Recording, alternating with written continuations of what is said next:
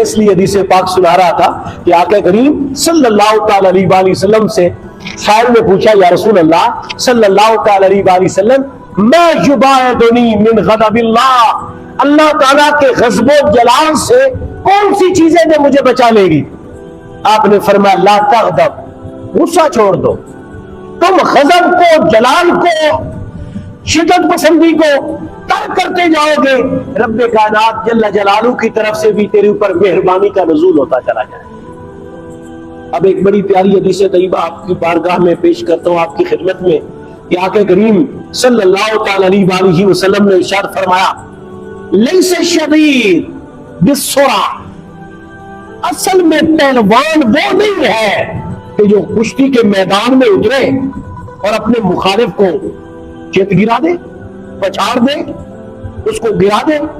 اس کی جناب یعنی پیٹ کے اوپر اس کے جناب سینے پہ بیٹھ جائے۔ اصل میں پہلوان وہ نہیں ہے جو مخالف کو پچھاڑ دے۔ یعنی آپ صلی اللہ علیہ وسلم نے یہاں اس کی قوت کو بیان کیا کہ اتنا طاقتور ہے، اتنا وہ جناب یعنی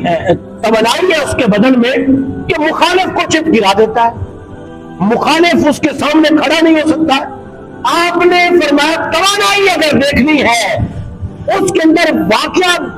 بہادری دیکھنی ہے،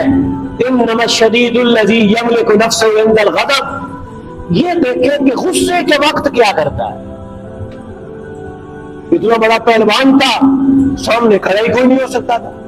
جو آیا اس کو گرا دیا، جو آیا اس کی پیٹھ لگا دی، جو آیا اس سے جیت گیا۔ فرمایا اصل میں پہلوان،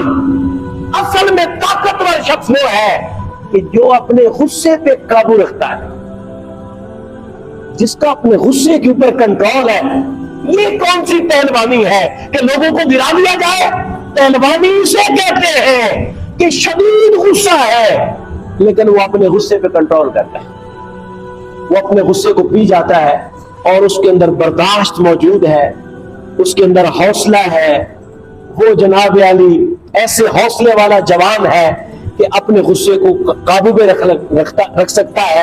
اور اپنے طاقت ہونے کے باوجود بدلہ نہیں لیتا۔ اب اس کے ساتھ میں آپ کی خدمت میں اس چیز کو بیان کرنا چاہتا ہوں کہ جب کوئی شخص غصہ آیا، اس کو پی گیا، اس کے اوپر اللہ کی بارگاہ سے اجر کتنا ملتا ہے۔ پہلے تو میں نے مطلقاً اس چیز کو بیان کیا اپنے اس وقت میں کہ غصے کو کنٹرول میں ہی رکھنا چاہیے، قابو رکھنا چاہیے۔ آج اس کثرت کے ساتھ ناچاکیاں ہیں، طلاق کی کثرت اور ریشو ہے بہت زیادہ بڑھ چکی ہے، انتہائی جناب یعنی بے چینی اور اضطراب ہے۔ خاندانوں کے خاندان ایک محلے میں بیٹھے،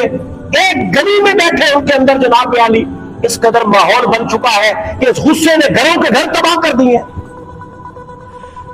لہذا اس چیز کی بڑی ضرورت ہے